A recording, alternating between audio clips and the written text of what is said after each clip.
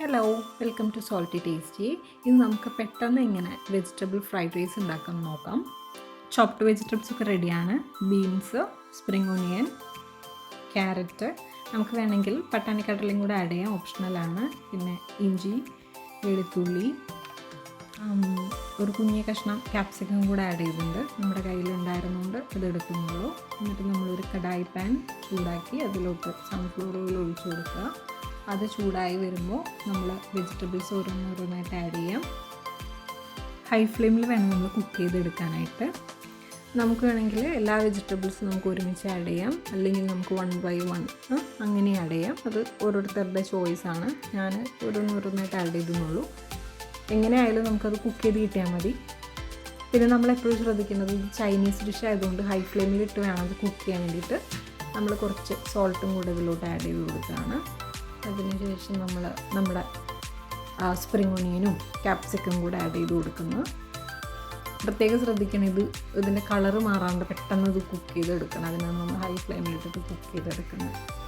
കുറച്ച് ഫ്ലേവറിന് വേണ്ടി തന്നെ കുറച്ച് കുരുമുളക് പൊടിയും കൂടെ ആഡ് ചെയ്തിട്ടുണ്ട്. നമ്മൾ എന്നിട്ട് കുറച്ച് സോയാ സോസ് ആഡ് ചെയ്യാണ്. ഒരു 2-2.5 ബസ്മതി റൈസ് നമ്മൾ ഓൾറെഡി കുക്ക് ചെയ്ത് അത് മാറ്റി വെച്ചിരിക്കുകയായിരുന്നു. എന്നിട്ട് നമ്മൾ കുക്ക് ചെയ്ത് വെച്ചിരിക്കുന്ന വെജിറ്റബിളോട്ട് ആഡ് ചെയ്ത് കൊടുക്കുകയാണ്. ബസ്മതി റൈസ് കുക്ക് ചെയ്യുമ്പോൾ നമ്മൾ മാക്സിമം ശ്രദ്ധിക്കണം. കാരണം അത് നമ്മുടെ ചോറ് വേവുന്ന പോലെ അത്ര വേവണ്ട, ഒരു 80-85% അങ്ങനെ. അപ്പോഴേ നമുക്കതിങ്ങനെ വേറെ കിട്ടുള്ളൂ റൈസ്. ഇനി നമ്മുടെ മിക്സിങ് ടൈമാണ്. നമ്മൾ നന്നായിട്ട് ഇത് മിക്സ് ചെയ്ത് കൊടുക്കണം. കാരണം എല്ലാ റൈസിലും ഈ ഒരു ഫ്ലേവർ കിട്ടാൻ വേണ്ടിയിട്ട് നന്നായിട്ട് മിക്സ് ചെയ്ത് കൊടുക്കുക. കുറച്ച് ടൈം എടുത്താലും കുഴപ്പമില്ല. നമ്മളിനി ഡെക്കോറിന് വേണ്ടിയിട്ട് കുറച്ച് സ്പ്രിംഗ് ഓണിയൻ സ്പ്രെഡ് ചെയ്ത് കൊടുക്കുകയാണ്. കുറച്ച് നല്ലെണ്ണയും കൂടെ നമ്മളൊന്ന് ഒഴിച്ചു കൊടുക്കുന്നുണ്ട്. എന്നിട്ട് നമ്മൾ കുറച്ച് പെപ്പർ പൗഡർ ലാസ്റ്റ് നമ്മൾ ആഡ് ചെയ്ത് കൊടുക്കുന്നുണ്ട്. ആ ഒരു ഫ്ലേവറിന് വേണ്ടിയിട്ടാണ്.